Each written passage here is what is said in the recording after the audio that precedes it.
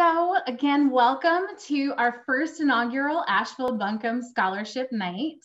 We're really excited to put this together to try and get a lot of information to our local students and families about opportunities to pay for college and what's out there and available to our local students. So with this in mind, we've brought together a group of really great folks from our community to share a lot of information with our local families, and we're pretty excited to be here. So thank you for being here. So we have a really great lineup of speakers tonight. First, we're going to hear from some AB Tech students who are actually scholarship recipients, which is wonderful. And then we have some folks from various schools around the area in Asheville and Buncombe County. We have experts from the different scholarship foundations that we're also going to hear from. And then we've got some folks who've joined us to help us behind the scenes and answer questions in the chat. So all these folks really are so invested in student success in Asheville and Buncombe County. And I really just want to take a minute to thank you all for joining us. Thank the speakers for joining us. You all and your time is so very appreciated for being here tonight.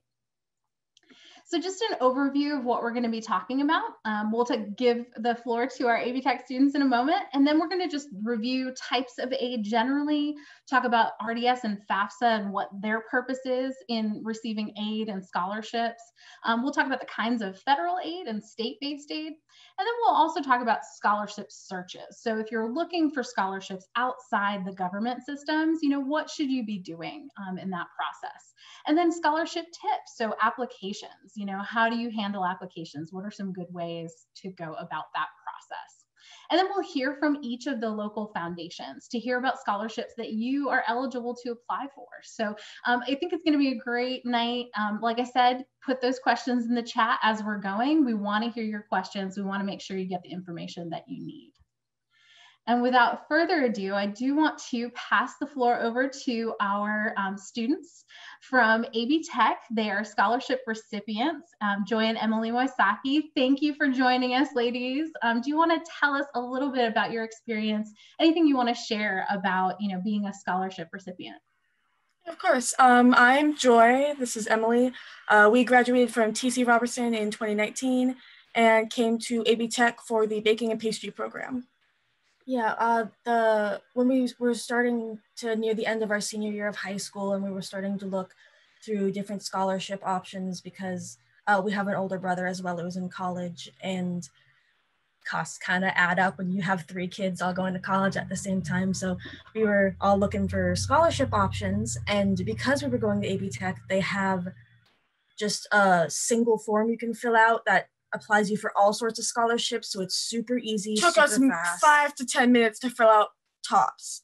And just by filling out the one form, we both got multiple scholarships. We haven't had to pay a cent to go to college, both of us full free ride. Mm-hmm. Just from a 5-minute application. It was really convenient. Took a lot of stress off of us and off of our parents. Yeah, and it was super easy. It's easy to renew the scholarships every year as well. It's been just super helpful. We're really glad we were able to get the scholarships as well because the program is absolutely wonderful. I love this school. It's just really fun. I genuinely enjoy going to class every day and getting to learn a bunch of cool new stuff. You learn a bunch of new, really fun skills. Since we're in baking and pastry, like making your own croissants and various fancy cakes and everything. It's a lot of fun, and it's what we really wanted to do. So I'm glad we were able to experience it with AB Tech since they're so close by, so cheap, and have such like a good program, really. Yeah, it doesn't even feel like a community college. It feels like one of those top-notch, like pay an arm and a leg colleges, but it's really good. It's really nice. Mm-hmm. We've really enjoyed it. It's a great opportunity, and it's really close, so. Awesome. Thank you, ladies, for sharing that. I can see the AB Tech Foundation representative just grinning from ear to ear. She's loving everything you guys shared. And that was really wonderful to hear that firsthand experience that, it sounds like this was a very high yield, low risk, low, opportunity for you. So that's wonderful. Thank you so much for being here tonight and sharing your experience with us. So I do want to just take a moment to give a little bit of an overview of financial aid and all the different kinds of financial aid that families might qualify for or might find out in the world. So the first thing I want to just explain is that there's two main types of financial aid. Tonight we're talking about scholarships, but I also like to talk about grants in that same context because they're both gift aid, meaning free money, money that you do not have to pay back, which is what we love to hear, right? We love when students receive money that they don't have to pay back to go to college.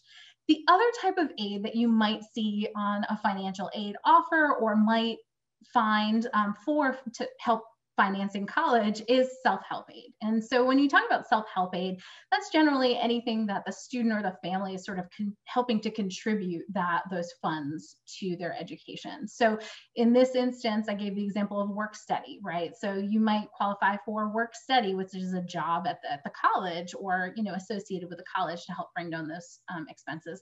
And then of course, loans, we hear about student loans, mostly from the federal government, but there's outside loans that also qualify for self-help. And then it's not listed here, but we also consider things like, college savings to be self-help with the goal of paying for college.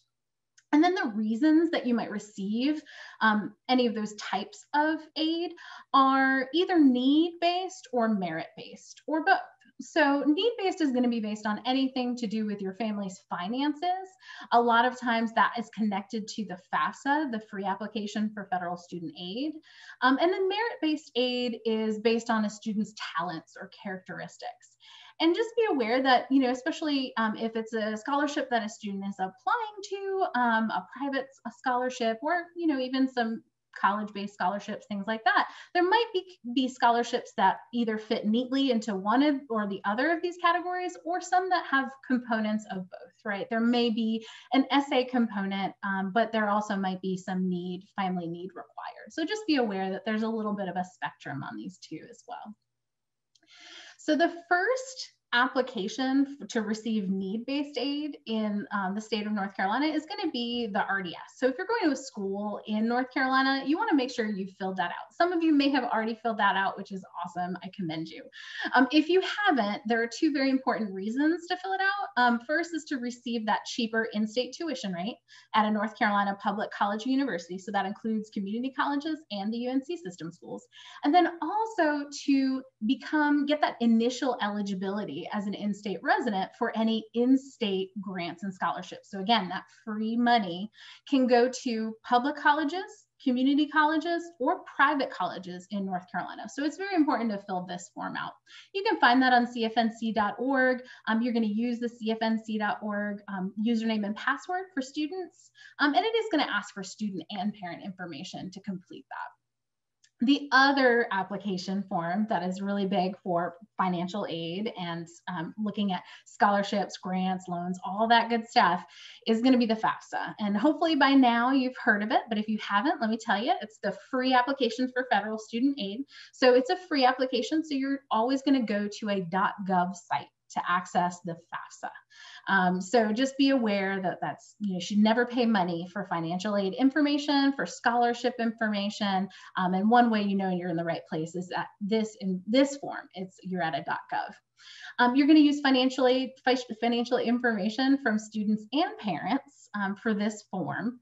And that includes income from 2 years prior to the year of enrollment. So if you're enrolling in 2021, that's going to be for 2019 tax information for the student and parent, and then assets for the students and parents as of the day that you click submit on the FAFSA. And that's kind of just the basics of how that works.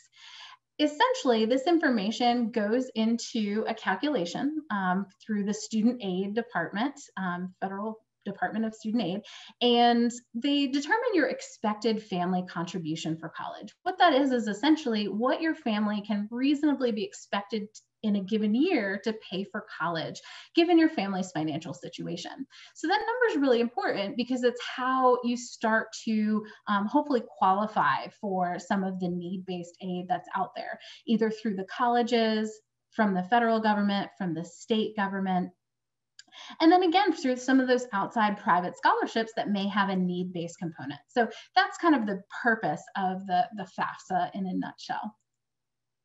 So I did want to make sure you understand, though, that sometimes, since you're using 2 years prior income information, sometimes a family's financial situation has changed in the 2 years since that income information, since those taxes have been filed.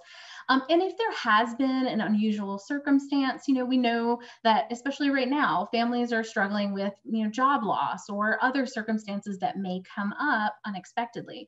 Reach out to your financial aid office of the schools that you're applying to tell them about anything that's going on with your family that's going to affect your finances adversely.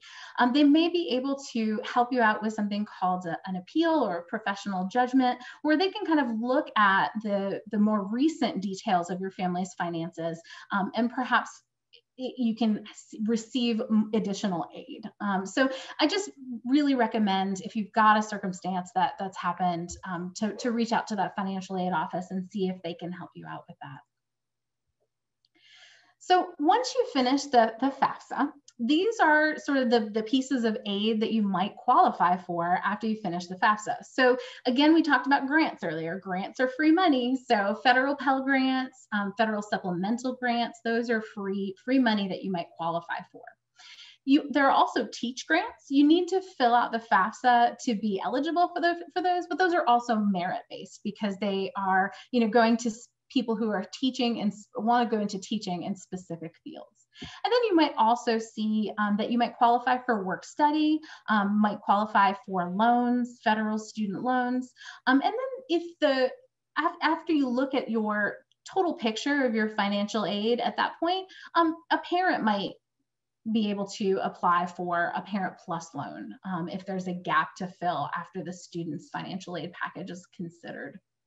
One thing I want to point out about loans real quick is that there's 2 different kinds of student loans. One is a subsidized loan, which is a need-based program, and so that does not accrue interest while the student is in school. And the unsubsidized loan does accrue interest from the day that the student takes the loan. So I think that's important to note, even though it's technically outside the purview of the scholarship thing. The other kinds of aid that can come to a student after completing the FAFSA and being found in-state resident in North Carolina are all these North Carolina need-based gift aid packages. So there's different scholarships and grants. And you can see there's several of those that students might qualify for, but essentially it's based on the school that the student is attending. So there is money to go to students who are going to community colleges, to public schools, and to private schools in North Carolina. And so the determining factor is not only, whether a student qualifies by being a resident and through their EFC, but also what school they're attending. And so while we're talking about need-based scholarships and grants, I did want to mention really briefly that for private need-based scholarships, need might be determined differently for different scholarships. Okay, so something I hear pretty frequently when I talk to families is that, we didn't qualify for anything through FAFSA, so, we're not going to qualify for anything need-based. That is actually not necessarily the case, because different sponsors for different scholarships are going to set the criteria for need. So it's really important to just read through and pay attention to exactly what they're looking for and what they feel qualifies as need for that particular award. Scholarships organizations may ask for your EFC from that FAFSA, or they might ask you for the complete student aid report that you receive after you complete the FAFSA. So just be aware that the FAFSA also can be useful for those private and independent scholarship applications as well. And then some sponsors are going to have their own forms to help determine need if it's a need-based scholarship. The other kinds of scholarships, again, are those merit-based scholarships. And merit-based scholarships can be based on so many different factors. They can be based on all sorts of different academic, athletic, or artistic talents. or they can be based on the career choice that you have, the career field that you want to go into. There are scholarships out there for people with specific disabilities. There are scholarships out there for folks who want to go into the military through the ROTC. So just know that generally speaking, if there's something that you're into, that you're interested in, or a talent that you have, there's likely a scholarship out there for that. It's just a question of doing that search and finding those scholarships. Some of them may be local, some of them you might have to cast a wider net and go look more nationally to find things that match up with your interests and abilities. Some North Carolina specific merit-based aid programs to look at and possibly apply to. The North Carolina Forgivable Education Loans for Service. It's called FELS, because that's a long name. So FELS, the FELS program is a really great opportunity because even though it's a loan, it's actually a loan that becomes a scholarship for service in a critical needs field in North Carolina. So it starts out as a loan, but as long as you commit to working in North Carolina in that field where you're getting the degree in, after you graduate, that can become a scholarship. So that can become that free money that we're all looking for. Now it is for specific fields, career fields. So if you look here, it's education, counseling, nursing, allied health, medicine, but there are scholarships or education forgivable loans offered through this program for people in certificate programs, associates programs, bachelor's, master's, and even doctoral degrees. So it really is a great program in North Carolina, and we've seen a number of students have their loans forgiven through this process.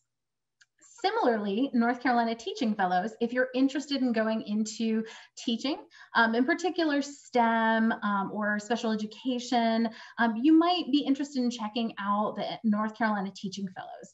You're going to want to look at that website that's on the screen though, because there are specific colleges that host this program. So you're going to want to make sure that you're applying to the right colleges to be able to take advantage of that program. But it's similar to the loans for the FELS, the Forgivable Education Loans for Service, in that you'd have a loan, and then once you serve a certain amount of time in a North Carolina school, you have those loans forgiven. There's a couple other really great programs for specific populations in North Carolina that I always like to point out. If you have been in foster youth at some point, or you know somebody who's been in foster care at some point, definitely encourage them to look at NC Reach and see if they qualify for any of the funding there. And then military families should definitely check out milvets.nc.gov. There's money out there for families of veterans, for veterans themselves. While I'm on the subject, definitely check out va.gov as well. That's the National Veterans Program for Scholarships. And then there's just a lot of different information about North Carolina merit-based aid and need-based aid in the financial aid book that you can find on CFNC.org at cfnc.org/F8book. So if you ever want to skim through that, it's about 100 pages. So it's not necessarily something you want to read line by line, but certainly skimming to see if there's opportunities that might fit for your family can be a really good idea. Oh, sorry about that. And the other place I want you to feel free to look for scholarship information and other scholarships throughout the state is the CFNC.org scholarship search. So right now we have a little over 100 scholarships now listed on there, and you can search scholarships by county, by different college types. So you can look for 2-year or 4-year scholarships. You can look for residency requirements. So you can see, what residency is required for those scholarships. You can even search by award amount and deadline date, which is really helpful. I think that that's probably the most helpful part of this. You can search by deadline date. So you can search and see what are the scholarships on the site that are due in January. And you can see exactly what's there. There's not so many scholarships though that you can't just look through them all. And if you want to do that, you can also sort. You can see here, you can sort by deadline date, which is again helpful. Keep in mind though, some of them might be listed as rolling deadlines until we get this year's updated deadline. So that's what that usually means. Or you can sort it by award amount. So if you want to look at what's the biggest award amount that I can get on the scholarship search, you can do that as well. And finally, one other opportunity for you on CFNC is this financial basics course. Now, financial literacy, I wholeheartedly believe this is so important for students to understand personal finance and just understand how all this works as they become adults. But beyond that, if you go into this free financial basics course, high school students who complete the course with an 80% or better are entered into a scholarship lottery for a $500 scholarship. So it's sort of a win-win because you get some useful everyday working knowledge for adulting, but you can also potentially win $500 for a scholarship. So that's really great. And that 80%, just be aware you can retake quizzes. So if you don't get 80% on everything the first time, you can retake those quizzes. So, you know, it's a pretty low pressure way to try and enter, get some information and to enter for a good scholarship.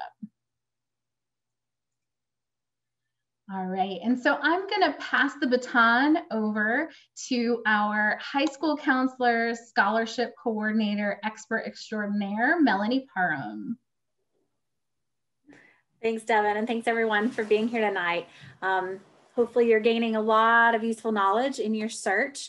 And I guess the most important thing that I want to say tonight is just make sure that you don't wear out. Get to the finish line.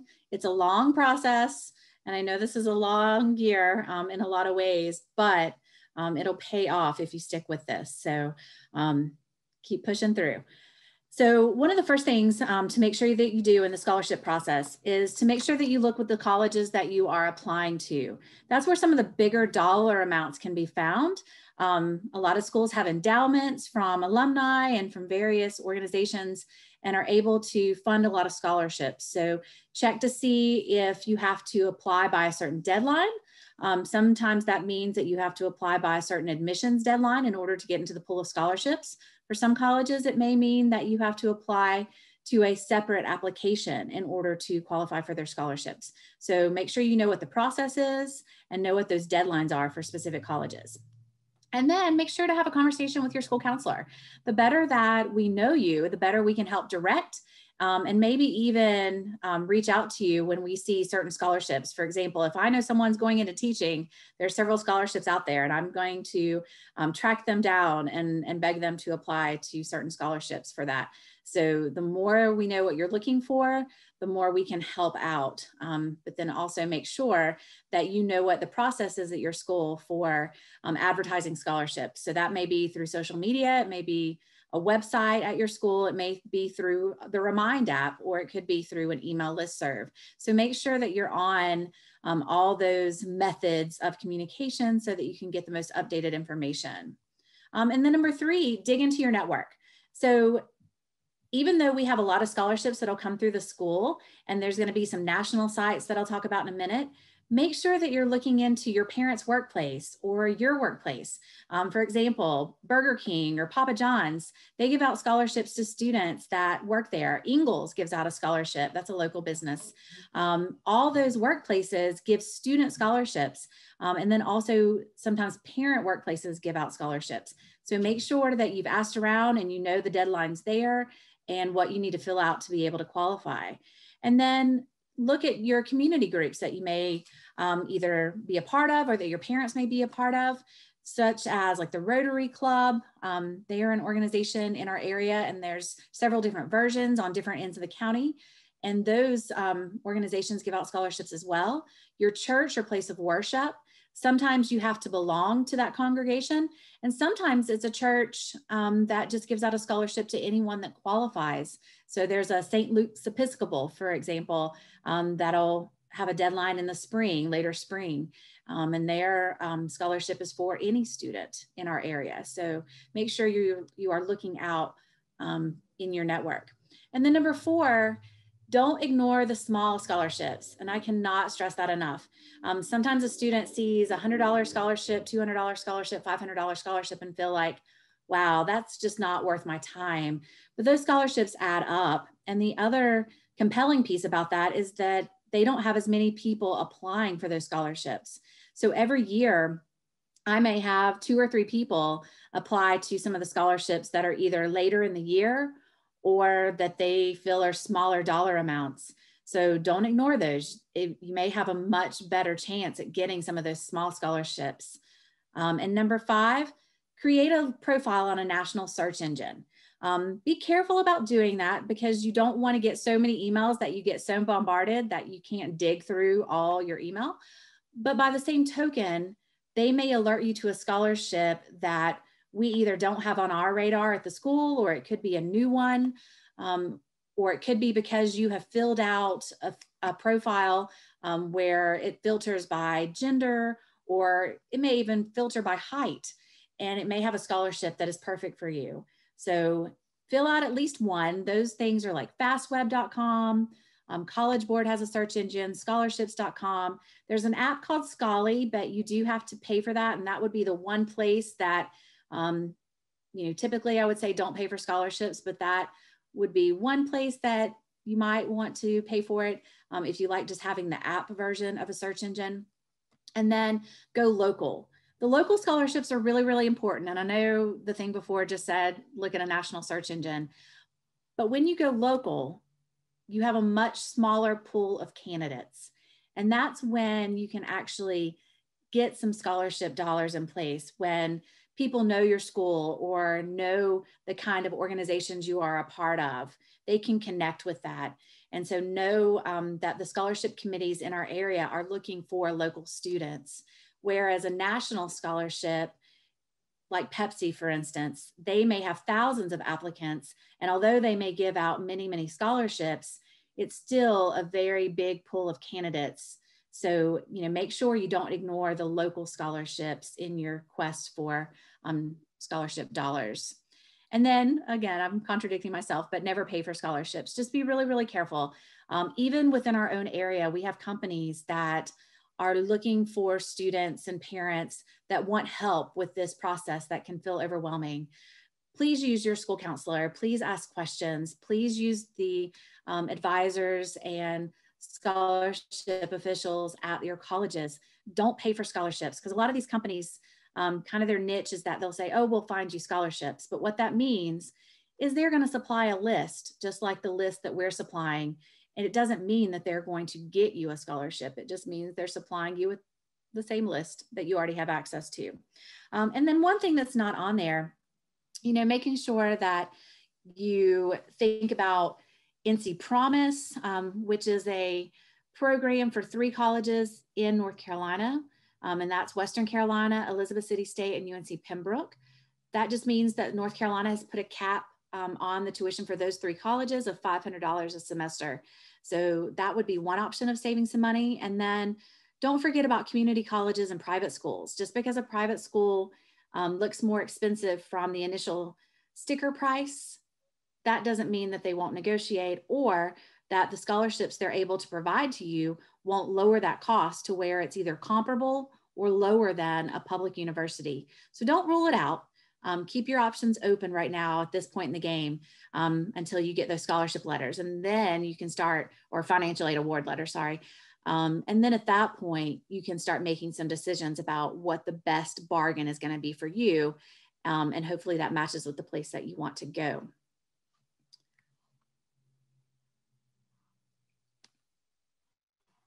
And then as far as tips go, make sure that you're creating a list. It might be looking through the scholarship list that your school's providing.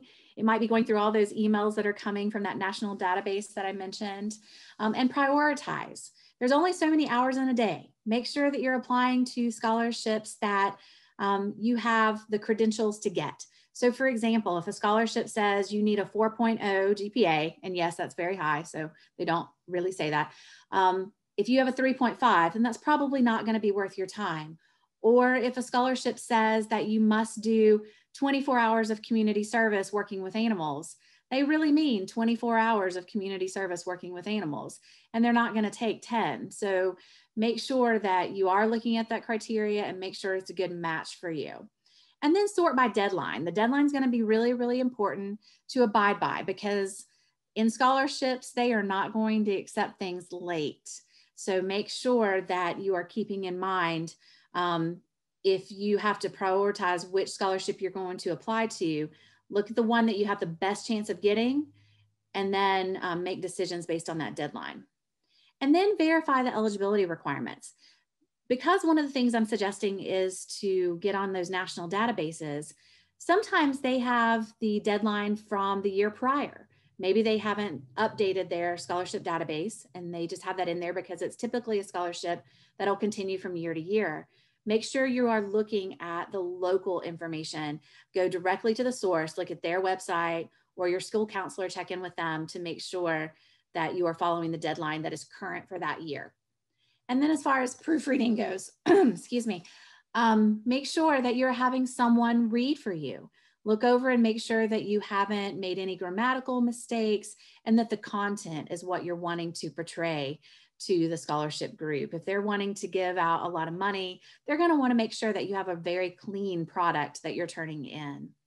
And then the next thing, make sure you address your essay prompt. So each scholarship, some of them will be pretty similar and you're able to tweak that essay. So don't make it too hard on yourself. You don't have to totally start over and have a brand new essay every time you apply to a scholarship. However, it's also disconcerting for a scholarship committee to look at an essay that is completely off target and does not match anything that they are wanting you to provide. So just make sure that you reread that prompt and then you tweak your essay to match what they are asking for. And then supply all the necessary documents that they're asking for. A lot of scholarship committees will discard an application, even if it's exceptional, if it is missing documents. And some of those documents consist of things like your transcript, letters of recommendation. Some of them are even going to ask for a picture. Make sure that that's a classy picture. It can be something that you take yourself, but please make sure that it's something that your grandma would want to look at and be proud of. And if they ask for a headshot, do a headshot. You know, make sure that you're showing that you're paying attention to detail and that you're getting them what they want. Likewise, if you are asked for recommendations, and again, not all scholarships ask for recommendations. If they're asking for 3 recommendations, make sure you get 3 recommendations. If they're asking for 1 to be from a teacher and 1 from a community member and 1 from a workplace, make sure that you supply the specific things that they are looking for. And then give your recommenders plenty of time. Recommenders are doing this on their free time and because they care about you. And so make sure that you give them plenty of time to write a really good recommendation. They take it seriously and want to do a good job for you. A lot of our recommendations, of course, right now are going to be virtual. And so make sure that you verify with the recommender that they got the link and that they know how to submit your recommendation. A lot of recommendations, especially from community organizations, may have to be in a sealed envelope. It may be the case that you need to provide some envelopes that are already addressed for your recommender so that they can mail it directly to the scholarship organization. And again, that, tacks on a few extra days to the recommendation timeline as well. And then supply the criteria that the scholarship is looking for so that your recommender can also tweak their recommendation. Maybe they used it for college admissions and maybe they need to tweak it so it's specific to that scholarship. And maybe they need to say a few more things about you in terms of how you were a great person that worked well with animals, if it's a scholarship that relates to animals. And then make sure you're selling yourself. I really have run into a lot of kids that are very, very humble. And this is not the time to be humble. You want to walk that fine line between bragging, but you also want to make sure that you are really selling yourself. So don't leave things out. Make sure that you are telling the scholarship committee exactly, all your passions and the things that you find important so that they can get to know you through your application and through your resume.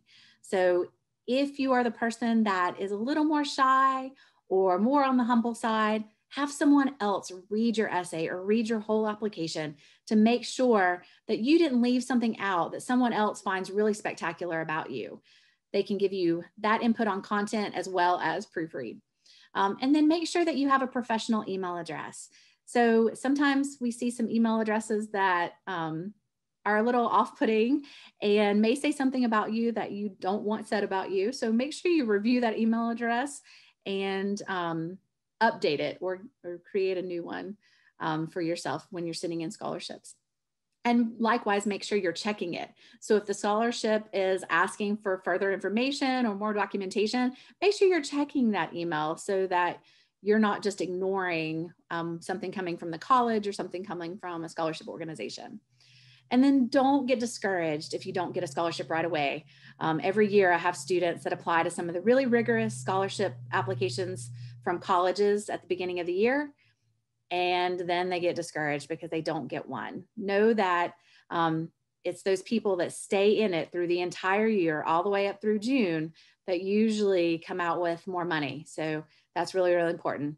And then finally, you look at that scholarship and see if it's renewable. See if there is a certain GPA that you have to maintain in college, or if there's a certain number of classes that you have to continue taking while you're in college in order to be able to get that scholarship the next year. Renewable scholarships are great, but they're not great if you don't turn in the documentation or you don't maintain that GPA in order to keep getting that money from year to year. And relatedly, make sure that you fill out all paperwork from the scholarship group that is providing the scholarship. Because if you don't provide your college ID number or your address at that college, or confirm that you want the money sent to a certain college, then that money is just gonna sit at the scholarship organization and not get into your college account. So thank you all for listening. And certainly if you have questions, put them in the chat. Thanks, Melanie. I really appreciate all that great information. One thing that came through to the chat to me was the question, is it too late to apply for scholarships for if I'm going to go to school next fall? Not at all. This is the time, this is the prime time that you're applying to scholarships. So in the early fall is when you're applying to scholarships through specific colleges. Now we're transitioning to the local scholarships. So this is the time to be looking around and really applying. Awesome, thank you. So next we're gonna start to hear from some of our scholarship organizations that are here with us. And so first up, I'm going to have Ms. Veronica Casey from AB Tech share some really great information about their scholarships there.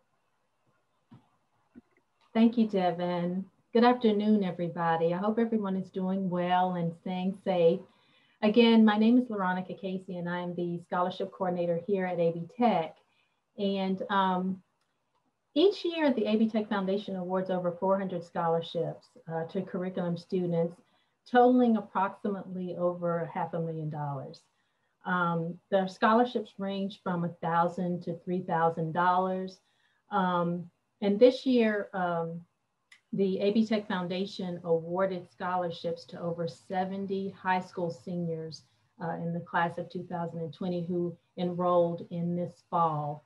So we were really excited to have the opportunity to do that. There are several types of scholarships that are available through the AB Tech Foundation. Some are based on need. As Devin mentioned that earlier, and we ask that you demonstrate a need by filling out your FAFSA, and we get that information from your FAFSA. Some of our scholarships are based on merit, which is based on your GPA. A lot of our scholarships, many of our scholarships have different types of criteria, so no one scholarship has the same criteria. We also have scholarships based on your program interest. If you're interested in allied health, if you're interested in engineering or culinary, we have specific scholarships available for specific programs, just about every program at AB Tech. We also have scholarships based on your demographics. If you're a resident of Madison County, or if you're a resident of Hominy Valley, we have scholarships specifically for those types of students. We also have scholarships specifically for Black and Brown students, as well as scholarships for Latinx students who fall under DACA. So we just have a whole range of scholarships available through our AB Tech Foundation. The application process will begin, and it does begin every year in January. This year we'll start January the 11th through April the 2nd. And before applying for scholarships, there is one thing that I would encourage you to do, and that you are required to do, is to complete the AB Tech admissions process, which is the admissions application. That is the first thing that you would that you have to do before you apply for scholarships. And then start working on your FAFSA. Complete your FAFSA. If you need help with your FAFSA, we have folks in our financial aid office who are there to help. You can email them at financialaidoffice, all one word, financialaidoffice@abtech.edu. There are online appointments that you can set up and get additional help if you have questions. So I would encourage you to also do that. And also, before you apply for scholarships, make sure that you can access your AB Tech student email, because that's basically how we will get in touch with you, whether it be through your scholarship announcements, or just anything that has to do with AB Tech scholarships. We will be submitting that information through your AB Tech student email. So just be aware of that. And once you complete your application, get into the habit of checking your AB Tech email, because again, that's where all of the information will be provided. As far as the application process is concerned, as Emily and Joy mentioned, it's a very easy process. It's a one-page online application. There are 6 steps, 2 of which are your first name and your last name, okay?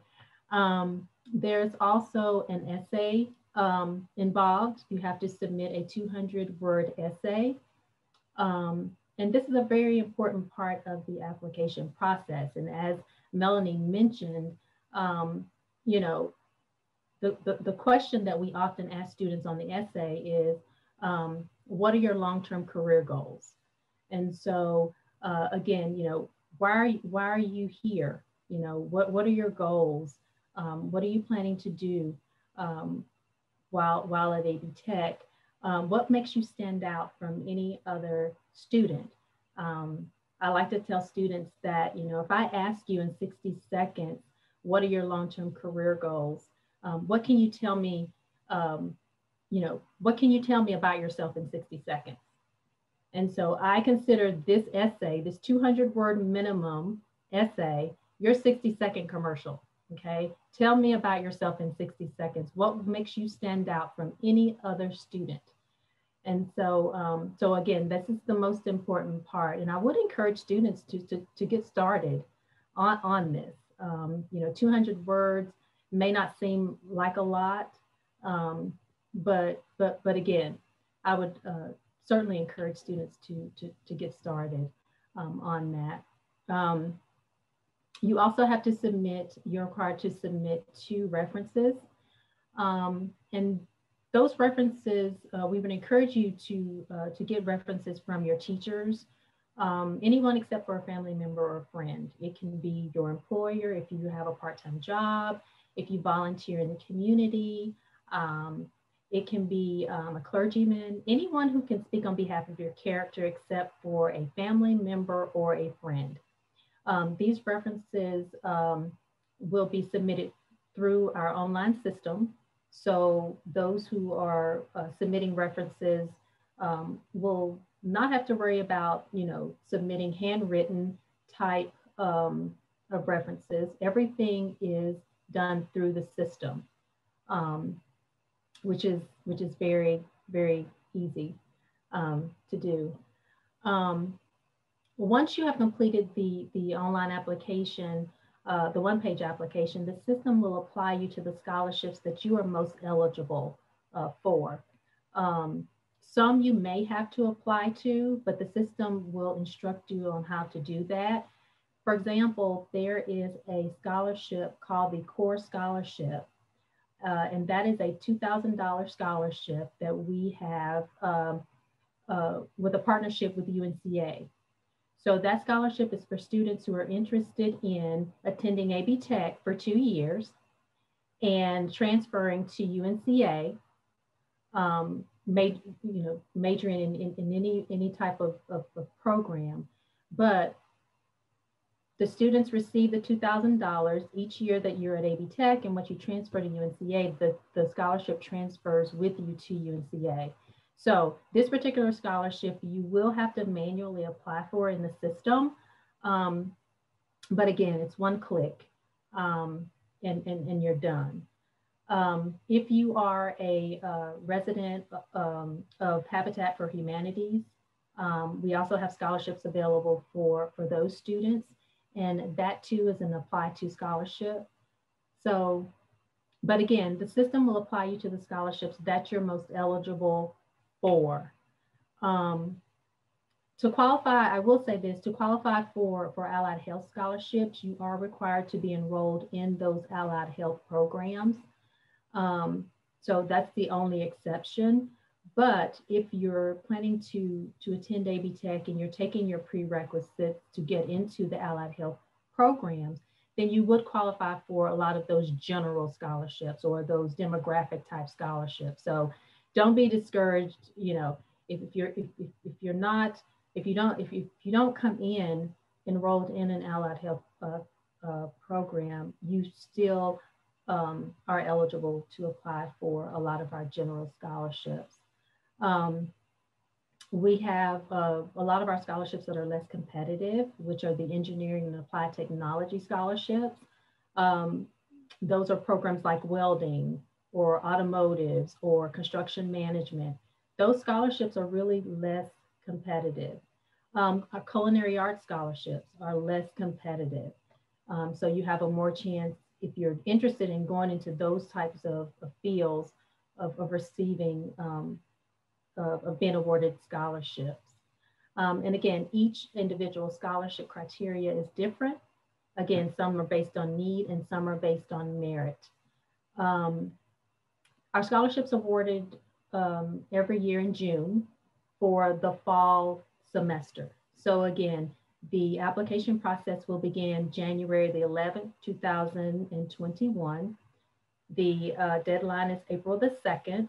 We will award scholarships in June, and those scholarships will be available for fall of 2021. So I would encourage you to do your research, check with your high school counselor for more information. We will be providing more information to the counselors. You can also go to our scholarship website at www.abtech.edu/scholarships, or you can contact me via email. So yeah, that's pretty much who we are at AB Tech. Awesome. Thank you, Veronica. I had a couple of questions come through while you were talking. One, do you get an AB Tech email account after applying to AB Tech? Yes. So once you have completed the AB Tech application, you will be sent information. You'll receive your AB Tech credentials, which is your email address, your AB Tech email address, and your student ID number. Yeah. Awesome. And the other question was, for the AB Tech scholarships, do you still need to fill out the FAFSA if you don't qualify for need-based scholarships? Yes, I would recommend, yes. Another question just came through. Can you get an AB Tech scholarship while going to AB Tech that you can then apply to going to a four-year university to complete a bachelor's degree? Any other ones like this other than the UNCA one you talked about? No. Our scholarships are exclusively for AB Tech. So unless it's a scholarship like the core scholarship, the scholarships won't transfer to a four-year university. Here's another question. If you are dual enrolled to AB Tech, do we still have to apply to AB Tech for college? Yes, you will have to complete the AB Tech application, admissions application, but I do believe your credentials will stay the same, like um, student ID number, that should remain the same, but you will have to complete the admissions application. Awesome. Thank you, Ms. Veronica. I appreciate you. Just so folks know, we're having a trouble with our chat. I currently am the only one with access, and there's a lot of questions in there, and I'm trying to keep up with them best I can and answer them, but we'll definitely catch up in the Q&A session towards the end of this session when we get there. All right, and so our Community Foundation of Western North Carolina folks are the next organization that we are going to hear from. Unfortunately, Lizette Parks, their scholarship coordinator, wasn't able to be with us tonight, but she was very generous with her time and sent us a video so that she can show us what this is all about. Hello, everyone. My name is Lizette Parks. I am the scholarship officer at the Community Foundation of Western North Carolina. I was not able to attend the live event, but I'm glad to be able to record this and give you a brief overview of our scholarship program. The Community Foundation serves all 18 counties of Western North Carolina. We have about 40 to 50 active scholarship funds. And last year we awarded about 510,000 scholarships to 94 students. I'm gonna just share with you our website, give you kind of a brief overview of what that looks like, as well as our application process. We use Smarter Select, and it's very user-friendly. So I'll let you see what that looks like as well. So our website is www.cfwnc.org.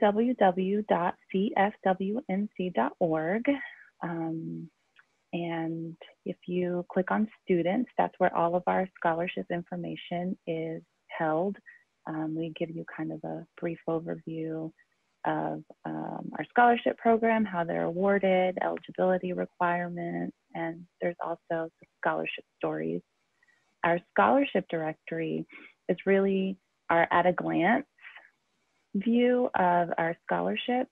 You're able to see the scholarship name, the amount, the number of awards that will be available, the eligibility requirements, as well as the due date. So we have 2 pages. You can also do a search, but if you find one that you're eligible for, you can click on it and it'll open the web page that'll actually give you a little more information.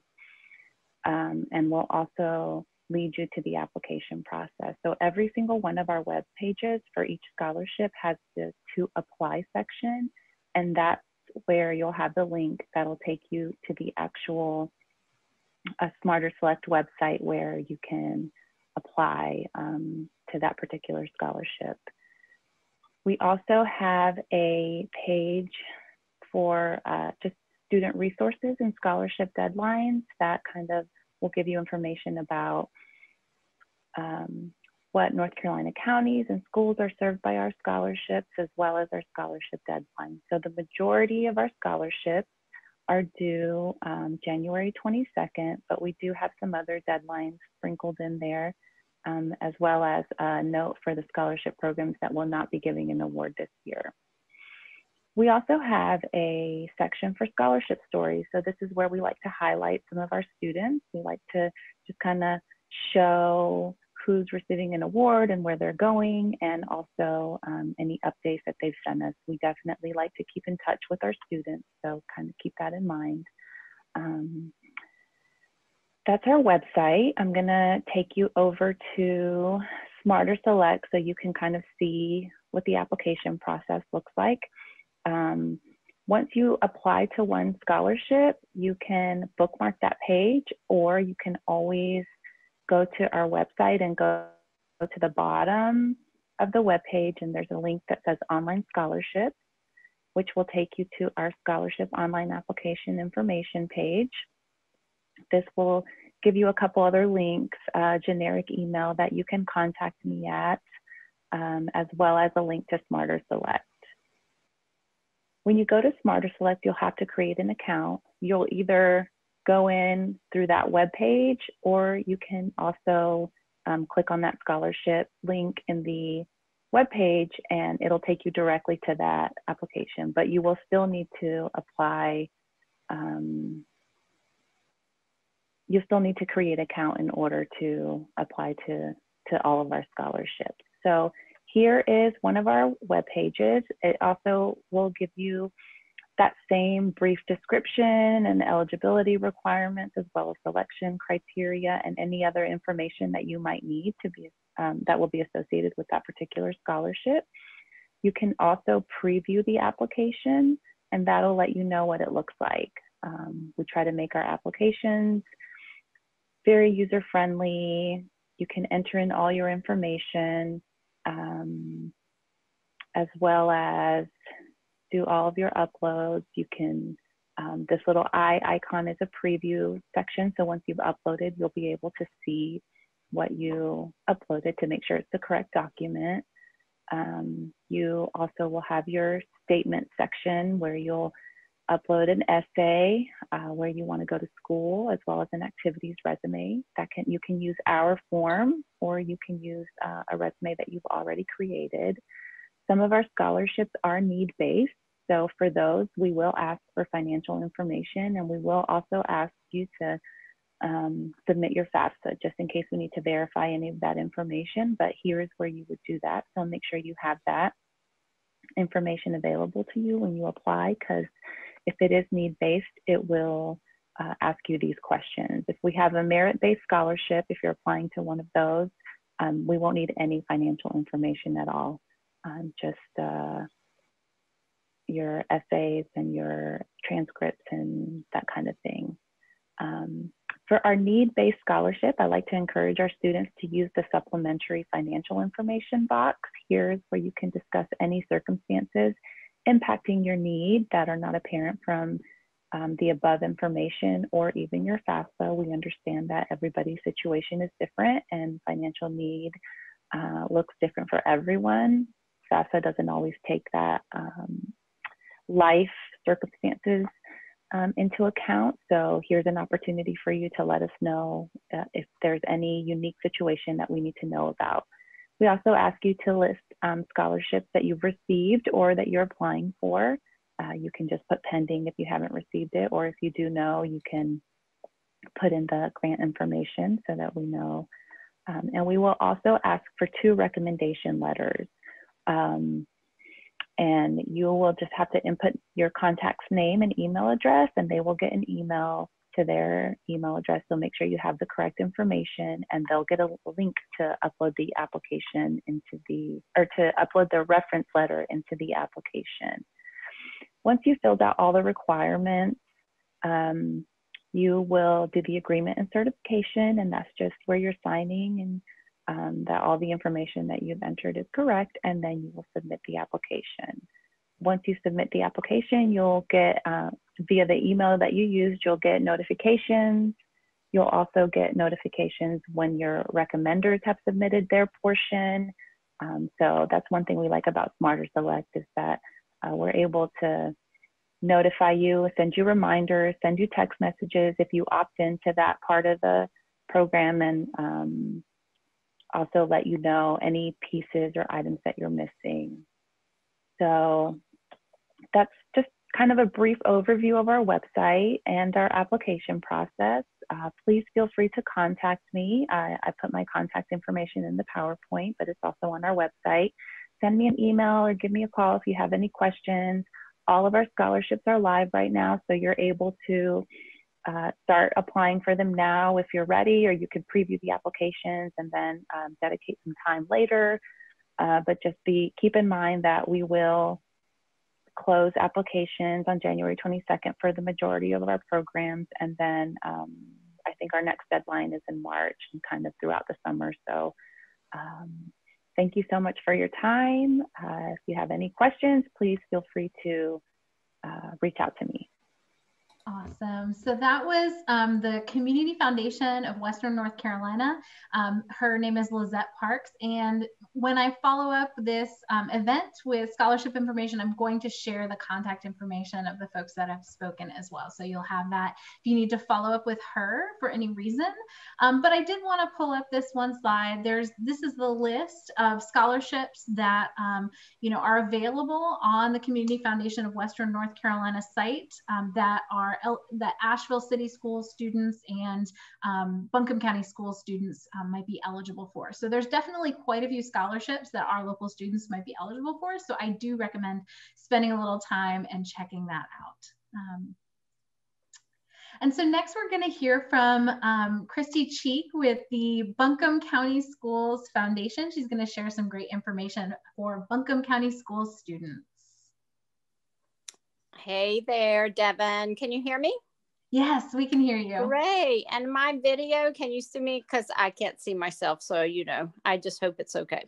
So one of the great things about being with Buncombe County Schools Foundation is kind of return home for me. I was in the system as a teacher and then as a county administrator for over 31 years. And so I'm blessed to be back with the foundation, and anything you can always do to help students succeed in life is a blessing, let me just say.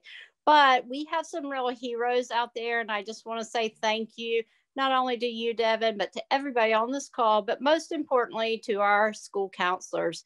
They do amazing work all the time, and scholarships could not be done without their incredible assistance and their hard work.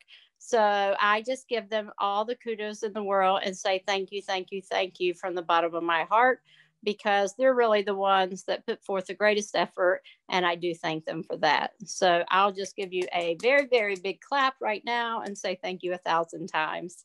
And then I just want to re-emphasize how important it is to complete the FAFSA. There's a statistic out there that states if in North Carolina, I'm just thinking about this, 90% of students who complete the FAFSA, they go on and enter college. So that's a huge statistic that's out there. And then last year, 57% of high school seniors completed it. So, and then of course, 43 did not. So we really are putting up a big push in North Carolina for students to complete the FAFSA through My Future NC.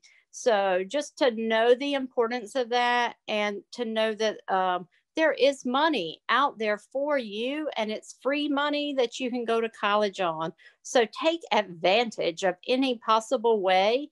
And, I love my children to death, and we told them we would help them shoulder this load for college. And so I don't know why that's, is that me echoing? I hope not.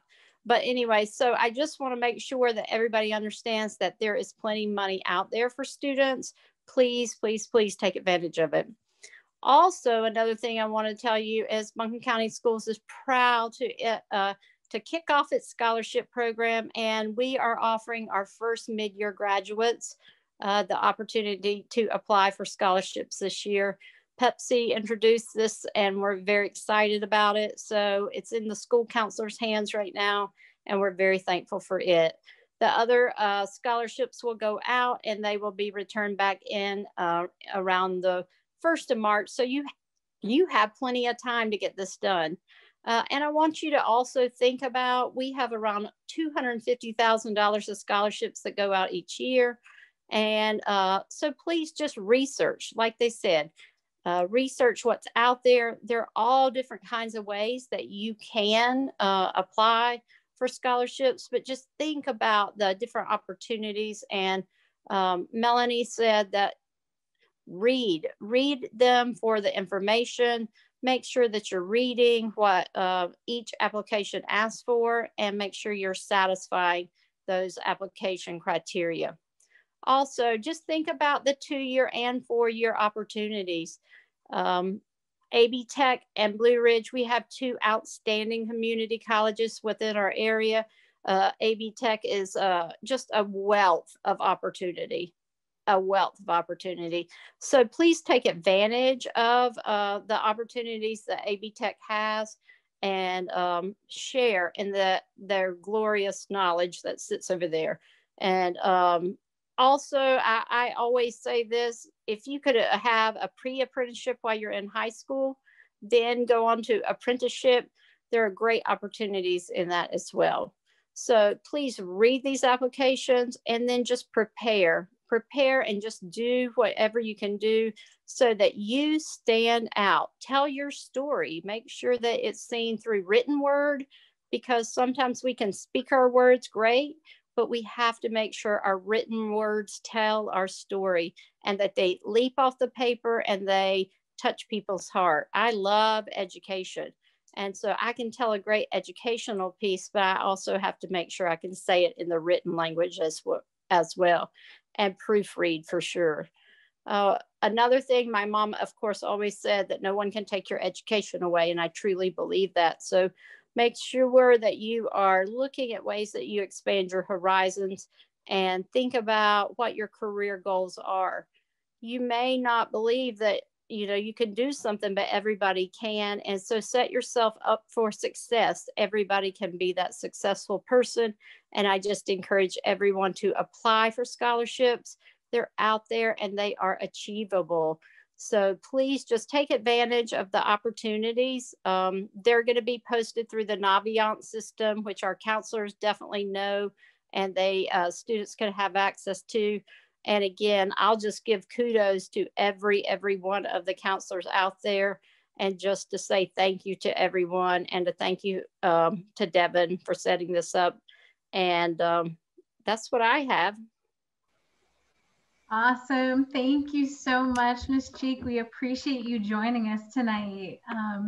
Let's see. So I think the next organization is Asheville City Schools Foundation. So those of you that are joining us from Asheville City Schools and you want to hear more information about this, unfortunately, Rebecca, who is lovely, could not come tonight. It was a last minute thing that came up. So she has graciously sent us a really lovely video. And so Suzanne is going to go ahead and play that video for us.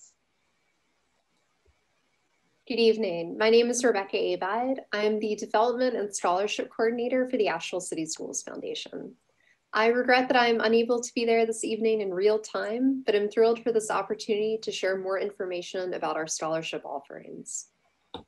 Over the Asheville City Schools Foundation's 32-year history, awarding college scholarships has been a cornerstone of our work. Each year, we award over $180,000 in both new and renewing scholarships to Asheville City Schools graduates. Since 2000, we have awarded over $2.8 million to Asheville High and Silza seniors. Each year, we award approximately 35 new scholarships, which range from $500 all the way up to $10,000. Now, while we have approximately 20 unique scholarship awards, we have just one online application. And this is part of our effort to make this process as simple as possible for our students.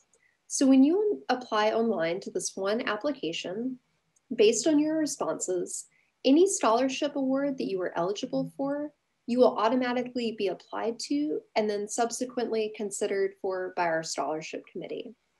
Our scholarship committee is comprised of approximately 10 to 12 community leaders, members of our board of directors, professors from institutions such as UNCA and Western, and then finally representatives from the ACS school board. So looking at eligibility. So we ask that our applicants be a senior at either Asheville High or Silza, planning on attending either a 2 or 4 year college or university, have demonstrated financial need. And what we mean by that is that your FAFSA expected family contribution is estimated at $14,000 or less. Now, we recognize that a FAFSA can never fully capture the entirety of a family's financial situation, so exceptions always apply to this. We have a statement of consideration on our application for students to describe extenuating financial circumstances which impact their family's ability to contribute towards tuition, and which might not be reflected in that FAFSA EFC.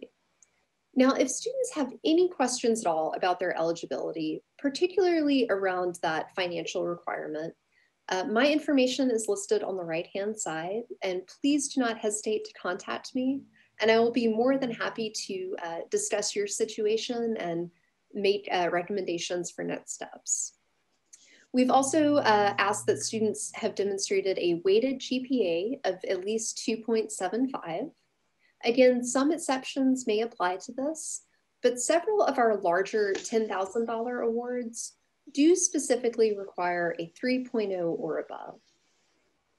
Delving into the actual application itself, we of course will again ask for a copy of your FAFSA student aid report. We have a 500-word essay, and we have actually selected a Common App essay prompt. So again, as part of that effort to streamline this process, if your prompt for your college application was select a challenge, setback, or failure, describe how it affected you and what you learned from that experience, then please feel free to reuse that essay for our application. We also have a resume template that we will ask you to complete, which will outline your work, volunteer, and extracurricular activities.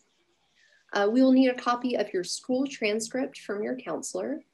And then finally, a letter of recommendation. And this can come from any individual that can really speak to your traits and how they've seen you grow throughout your time in high school. So this might be a teacher, a counselor, a coach, a work supervisor. It just can't be anyone that's immediately related to you. Now, where to find our application? So again, our application is online on our website at acsf.org/scholarships.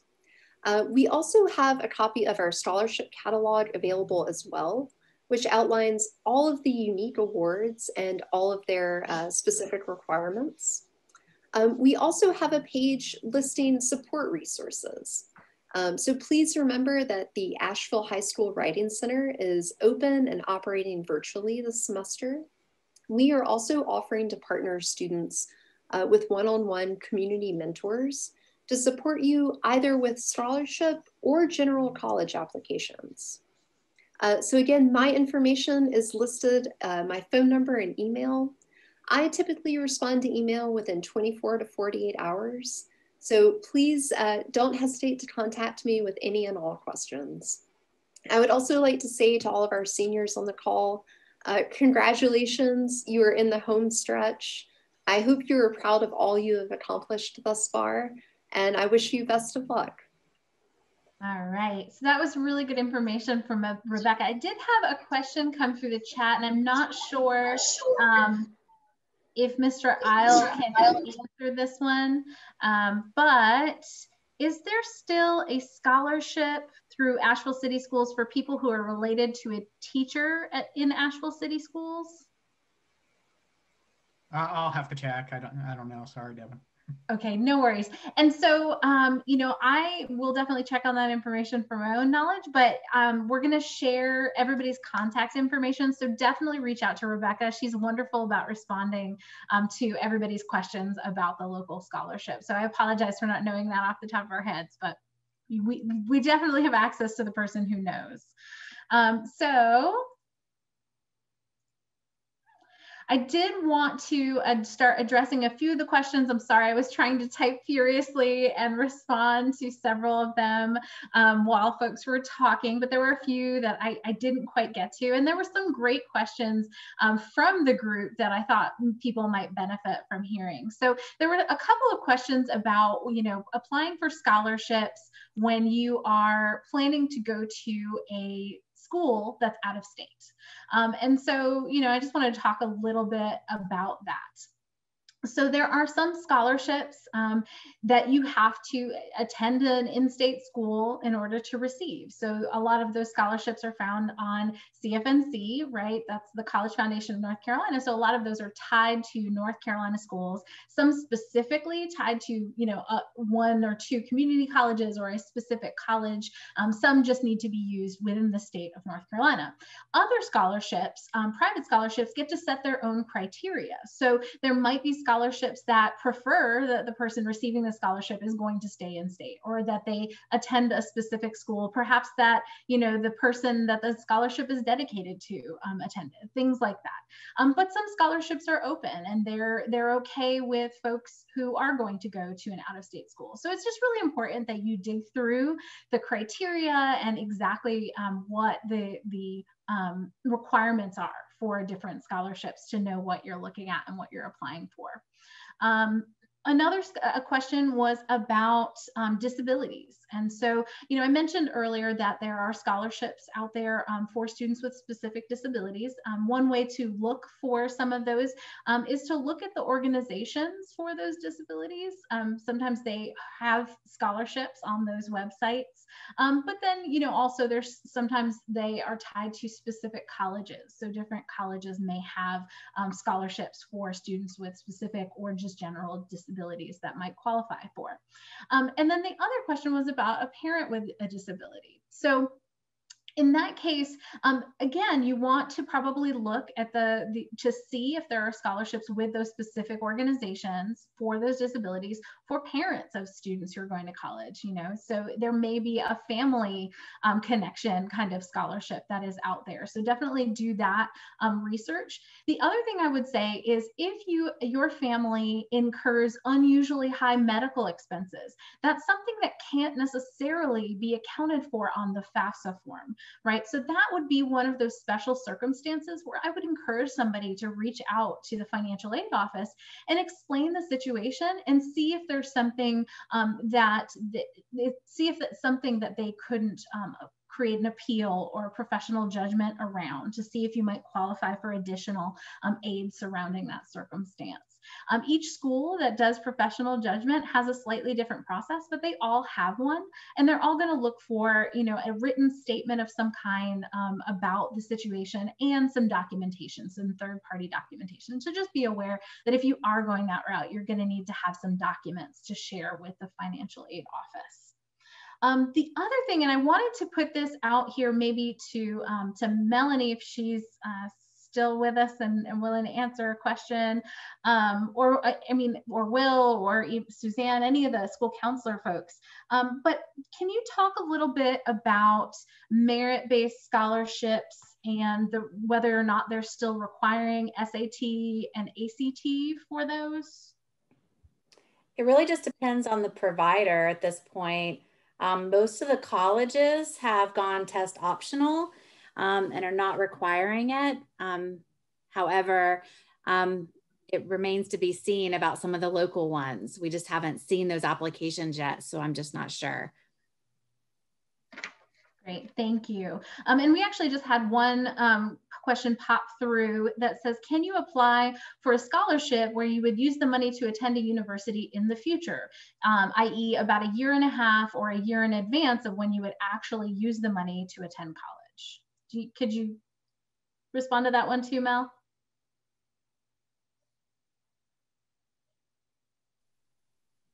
Sorry, so basically the question is asking if you can hold that scholarship. And that would be on a case-by-case basis from the scholarship provider. Most of them are going to want to use that money in the next year, but it doesn't ever hurt to ask. So if you're thinking that that might be a possibility before applying, before taking your time, I would reach out to the scholarship provider and ask if that would be a possibility. Wonderful. And actually in the chat, it looks like we've got a Buncombe County Schools counselor who shared some information. It looks like there is a scholarship, and I'm going to put it in the chat widely so everybody can see it, because I don't know if I can pronounce it, but apparently it is a specific scholarship for related to disability. So it might be something to look at for those of you that are interested in scholarships like that. So let me put that in the chat so it's there. But it's, I'm not sure I'm gonna say it correctly, but it says Matthew C. Grizzardi. Grizzardi, thank you. Thank you, I knew somebody would have that. All right, so I've been trying to field a bunch of questions in the chat, and I think that we've got all of them. If not, please put the question in the chat now so that we can field those. I tried my best, y'all. I really did try my best to get through those chat questions. But definitely this is a good opportunity to ask any remaining questions you might have about the process and specific scholarship questions. And Devin, Ms. Cheek put in a few good things. Looking at the clubs at your school, like DECA or any of the business organizations, the clubs at school may offer scholarships as well. So that would be another good place to look at. And then also for students that are graduating mid-year, there are, in Buncombe County, there are 2 Pepsi scholarships for $500 a piece that'll be due in January. And I also have a comment about National Honor Society scholarships. Do you know anything about those, Melanie? There is a Honor Society of High School Graduates or something, which is more of a scam that a lot of people get. I don't know if you're talking about the actual National Honor Society you know, that we have at some of the schools. I don't think there's one specific to that, but definitely, you know, looking at some of those national organizations or even looking at National Honor Society or checking with the sponsor at your school to see if there's anything provided by those groups. There is, Melanie. I actually was the advisor for many years, and they would want to go to their advisor of National Honor Society and they would have the applications. And I want to say it's a spring deadline for that. So January or so. Okay, cool. So it sounds like it's like a school by school basis for National Honor? Or... Well, no, it's a national scholarship. Okay. National Honor Society has national governance, but the advisor would have the information and have the applications available for the seniors. They would need to get you know, there's some principal, I think, recommendation maybe, and the advisor as well. Wonderful. We have a couple other questions. So one question was, can you explain what it means when a private college says they will meet 100% of demonstrated need?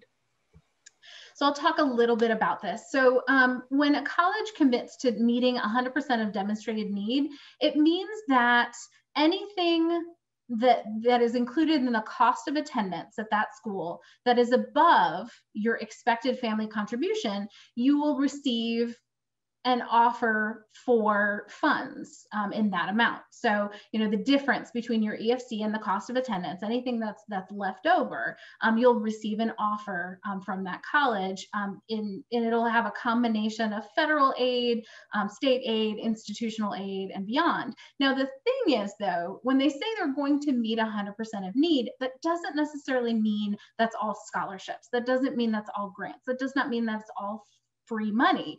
It could very well mean that a good portion of that is loans. So it just depends on, you know, what available funds the school has, what the student's EFC is, and how it sort of all comes together. It's certainly worth, if you're wondering exactly what that would look like for your family, it's worth looking at the college website to see if they have more information about how they calculate aid and how they meet 100% of all demonstrated need. And you can always call the financial aid office at schools and ask them exactly that. You know, what does that mean? How does that look for your school? It's never a bad idea to get more information from the financial aid office at the colleges that you're applying to. And Devin, just real quick surrounding that. Yeah. There are a handful of schools that say we're going to meet 100% of need and it's not going to include loans. And that list is published out there. You can just Google no loan school or something like that. So that, yeah, that's, and they're very, it's right out there about that. They're very up on saying, hey, we're not going to require loans as part of meeting need. It's not a lot of schools, but hopefully it'll be more and more of a trend. Yes, I agree. I hope so, because that sounds like a great opportunity for students. Let's see.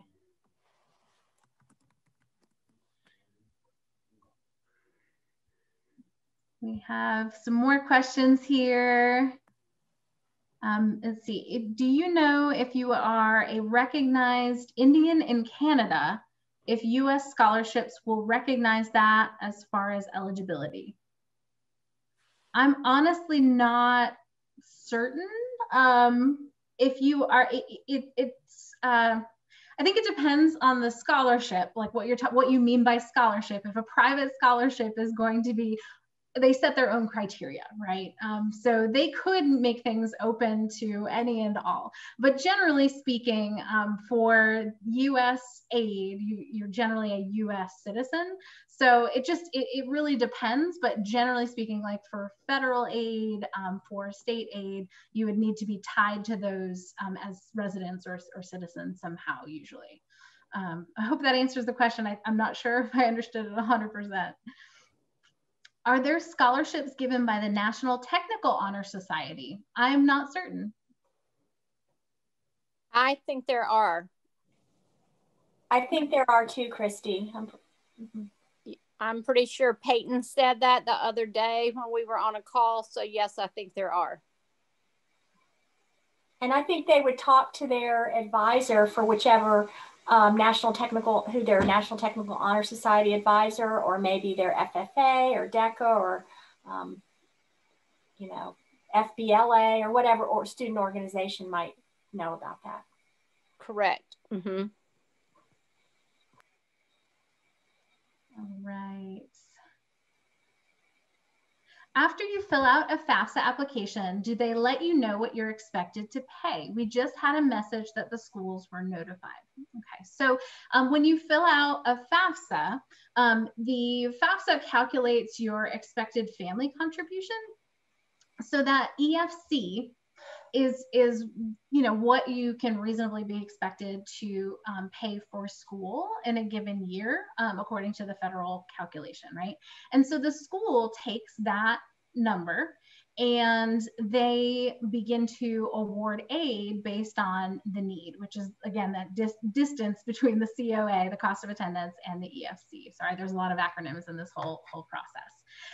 But yeah, so that is how they determine need, but they generally speaking, it takes a little while for them to start sending out offer letters and calculate all that. So, you know, different schools have different timelines. Some private schools may give you an estimate of what your award offer will be, and you can figure out what you would need to pay from that. It's not the exact one, but an estimate. Some of those private schools will do that early, like, you know, in the late fall semester, things like that, because they understand that there's concerns about their higher sticker price. But a lot of the public schools, you probably won't see an offer letter until late February at the very earliest. Usually March is when I tell folks to, you know, keep an eye out for that coming through to their email. So you don't know right away. I hope that makes sense to explain the process a little bit. I think, let's see, I think there was some more information. There's a bunch of different questions. Your EFC is found in your student aid report. After you click submit on your FAFSA, they will send you a student aid report within 3 to 7 days that you can click into and reference. Let's see. There's a question about qualifying for scholarships based on ethnicity. If one parent is of a specific ethnicity, do you necessarily qualify for that scholarship? If it's for, like, for instance, Hispanic students, if one parent is Hispanic and then the other is not. I'm not sure. I think it would depend on I think it's a good question to ask the scholarship organization. We're kind of getting in deep to some very specific questions. And I think it's probably best for specific scholarships to reach out to those organizations and ask those questions. That is absolutely what those scholarship coordinators are there for. So here's the contact information for our presenters from the foundations this evening. If you have questions about specific scholarships or the scholarship processes that we talked about tonight, please feel free to reach out to these folks. And as ever, CFNC is here to help you every step of the way through planning for, applying for, and paying for college. Please take advantage of our website at cfnc.org, where we have tons of information to help guide you through all of the pieces of this process. And also know that we all have a telephone hotline at 866-866-CFNC. And we, of course, have our wonderful field representatives in every area of North Carolina. So we're always here to help you.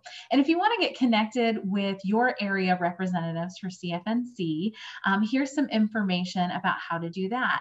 You'll see there's general social media accounts for CFNC on Facebook. There's a ton of videos on YouTube and, of course, on Instagram. And then below that, you'll also see the contact information for both me, Devin, at CFNC for both Facebook and Instagram, and also Juanes at CFNC for both Facebook and Instagram. And Juanes Ramirez is our wonderful Spanish services representative for the western part of the state. And let me just end by saying thank you so much for your time. Congratulations, seniors, on being in the final stretches of your senior year. Best of luck, and please, please reach out to all of the people that you need to be successful in this next step. There are a lot of people in your corner who want to help, so don't be afraid to reach out to any of the folks who have presented here today.